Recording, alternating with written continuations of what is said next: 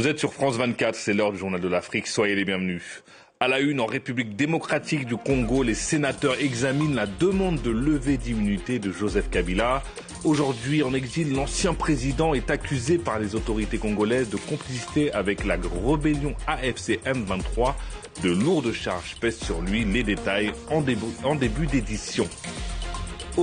Et on ouvre cette édition avec cette question. L'immunité de l'ancien président congolais Joseph Kabila sera-t-elle bientôt levée?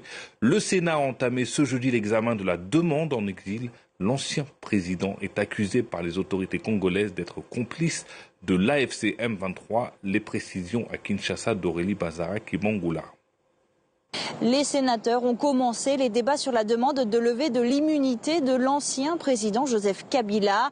La première séance s'est tenue à huis clos et elle a débuté par la lecture du réquisitoire adressé par l'auditeur général des forces armées congolaises qui détaille les accusations portées contre Joseph Kabila. Alors les autorités congolaises accusent l'ancien président d'être complice de l'AFC M23, de trahison, de crimes de guerre et de crimes contre l'humanité.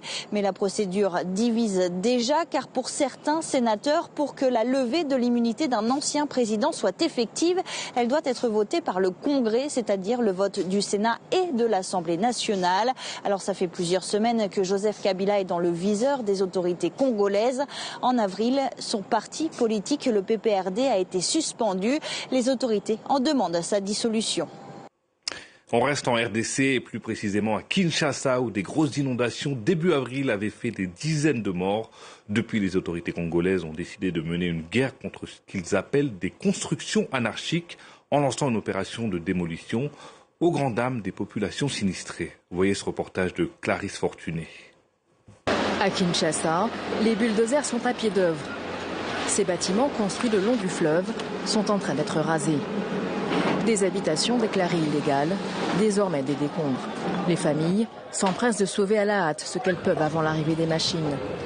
Si les autorités assurent que les habitants ont été avertis il y a des mois, pour beaucoup, cela ne suffit pas à apaiser leur désarroi.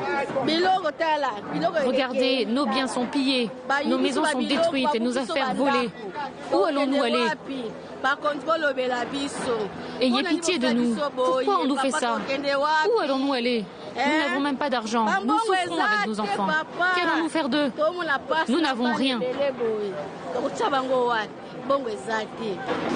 Ces démolitions s'inscrivent dans le cadre d'une campagne du gouvernement congolais, après les inondations dévastatrices qui ont fait une trentaine de morts le mois dernier. Selon les autorités, les constructions en bordure de rivières sont dangereuses et doivent donc disparaître. Nous devons nous opposer à accompagner ceux-là qui veulent construire sur des zones non aedificandi, sur des berges des rivières et sur des lits des rivières. Donc ils ont été avertis depuis le mois de novembre et à 48 heures, nous avons fait aussi un communiqué de rappel que nous allons passer pour pouvoir retrouver l'emprise publique.